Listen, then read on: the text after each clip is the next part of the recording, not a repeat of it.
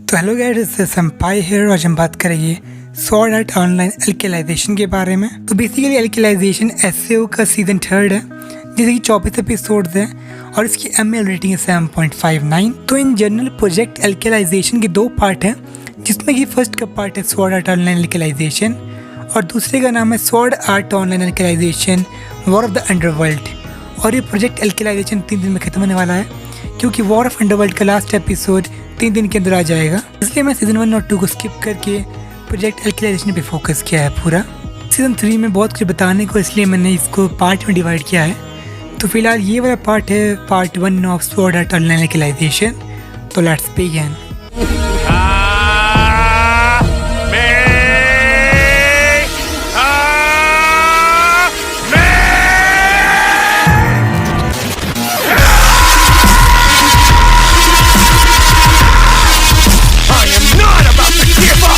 तो ब्रेट एल्केलाइजेशन की शुरुआत होती है हमारे मेन कैरेक्टर से, ऑफ कोर्स, जो ये किरीतो, जो कि VR एनवायरनमेंट में अपने फ्रेंड ईगो और एलाइस के साथ चाइल्डहुड स्पेंड कर रहा होता है।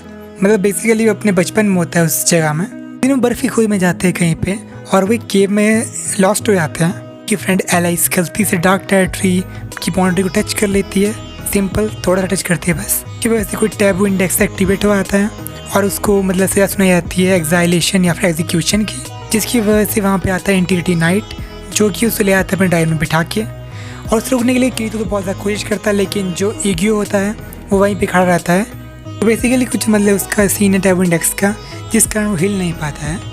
तो उसके बाद किरीतो उठ जाता है अपने वहाँ से, मतलब वर्चुअल वर्ल्ड से, और जब उठता है उसकी पूरी मेमोरी चली आती है और उनकी कन्वर्सेशन में पता चलता है कि किरीतो रैप कंपनी के लिए टेस्टर का काम कर रहा था, मैं जो कि full drive technology soul translator के लिए जा रहा था अंदर उसमें।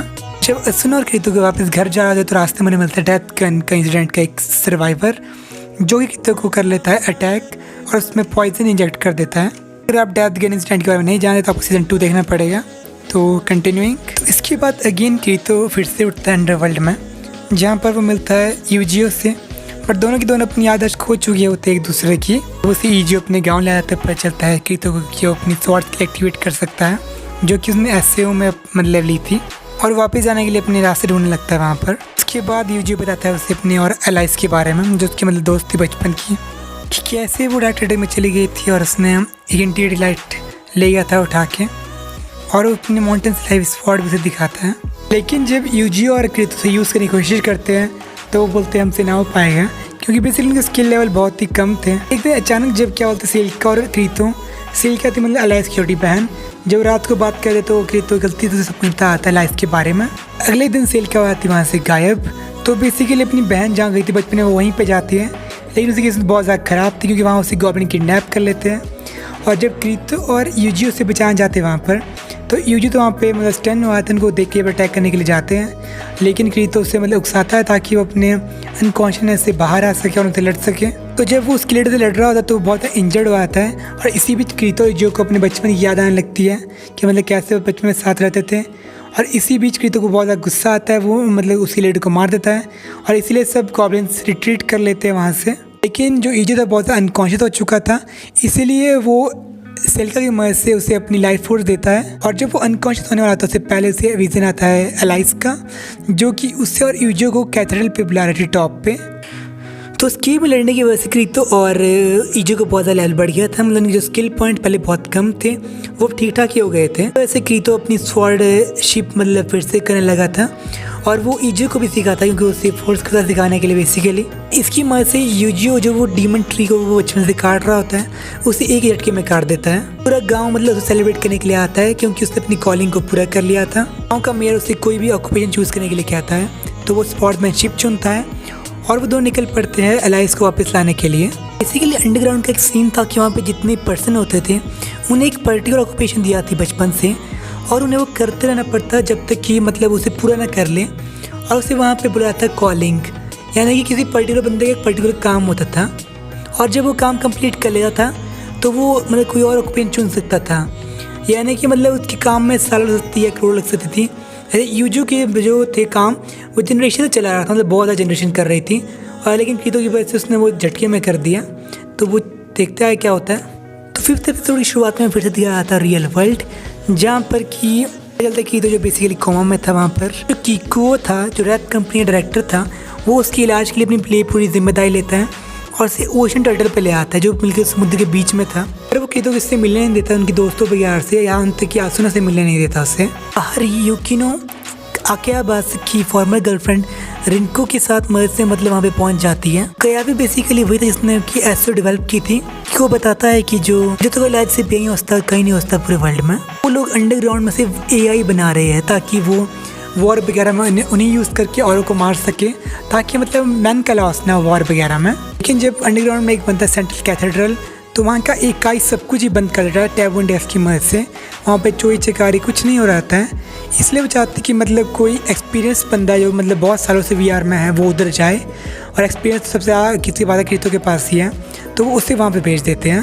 तो वो उन्हें बताता है कि जो जितना भी कुछ अभी तक हुआ है ऐसे में जो शुरुआत से हो रहा है, वो सब कुछ प्रोजेक्ट एल्केलाइजेशन के लिए हो रहा था, ताकि वो ऐसा एआई बना सके कि जो सब कुछ कंट्रोल कर सके। एपिसोड 7 में वहाँ पे टाइम जंप हुआ 2 साल का, और क्रीतो और जो ईगो होते हैं वो एक एकेडमी में चले आते हैं जिसका नाम होता है नेट Centoria Imperial Sword Master academy.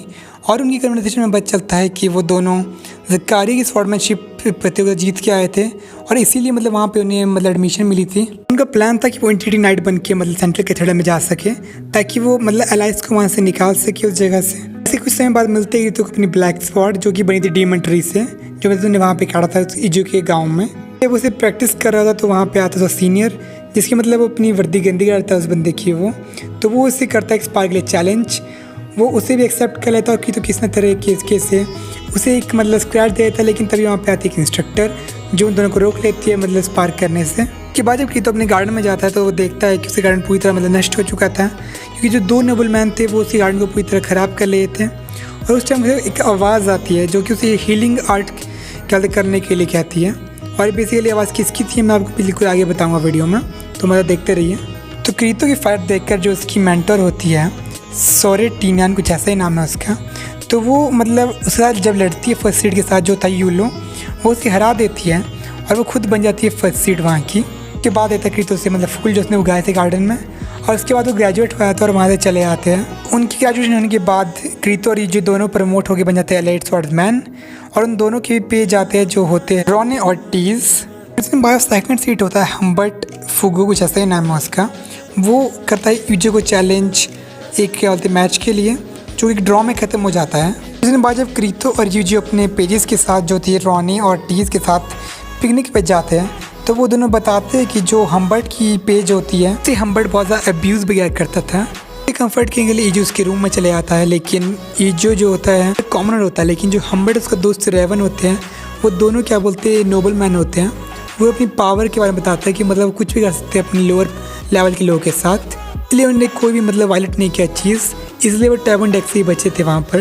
मेरे को ये मतलब समझ नहीं आता कि जो नोबल मैन होते हैं मैक्सिमम एनिमे में वो इतने मतलब बेकार से क्यों होते हैं। और जब उन दो की मतलब बीच में बहस होती है यूजी और उसमें ख्याल थे हम्बर्ट के बीच, तो उसके बाद जो उसकी पेजेस होते हैं रॉनी और टीज वो दोनों गायब हो जाते हैं। जब क्या होते हैं हम्बर्ट की पेज फ्रांसिया यूजो को बताती है कि मतलब उन दोनों किडनैप किया है हम्बर्ट और उसके दोस्त ने। तो वो हम्बर्ट के रूम में जाकर क्या बोलते हैं कंफर्ट कहीं चले आता है। बेसिकली जो हम्बर्ट उसका दोस्त रायोस होता है वो उन दोनों को मतलब हैरेस करने वाले होते हैं कि वहाँ पर ईजो आता है और अपने जो कोड होता है उसको वायलेट कर लेता है, जिसकी वजह से उसकी आँख भी फट जाती है, लेकिन उन दोनों के हाथों काट लेता है। तो बेसिकली उनमें से एक तो मर जाता है एनर्जी लॉस के कारण, लेकिन दूसरा वहाँ से भाग जाता है। तो बेसिकली उन्होंने मतलब एक क्राइम किया जिसकी वजह से टैबू इंडेक्स मतलब वायलेट हो गया था। लेकिन उनके जाने से पहले जो उनकी इंस्ट्रक्टर होती है वो ईजो को उसकी आँख लगा देती है, मतलब एक नकली टाइप है, और उन्हें ले आता है क्या बोलते हैं इंडियन नाइट के पास। लेकिन जब वो इंडियन नाइट होते हैं वो दोनों हैरान हो जाते हैं क्योंकि वो एलिस थी, लेकिन जो उसकी मेमोरीज थी उन दो के बारे में वो दोनों मतलब गायब हो चुकी थी, इसीलिए वो उसे रिकॉग्नाइज नहीं करती है दोनों को वो। तो किसी न किसी तरह क्रीतो और जो ईजो होते हैं वहाँ से भाग जाते हैं। तो उनको क्या बोलते हैं उनके सामने होते हैं कि इंडियन नाइट से जिसका नाम तो शायद फिल्टर है, और वो दोनों मतलब उनके बारे में जानते हैं उस फिल्टर के बारे में। तो वो जब उसकी उपलब्धि के बारे में बताना चालू करते हैं तो उसके पास मतलब उसकी कोई मेमोरी नहीं होती उस बंदे के पास। और तब हमें पता चलता है कि मैं जितने भी डी नाइट होते हैं उन सब की मेमोरी इरेज कर ली गई होती है।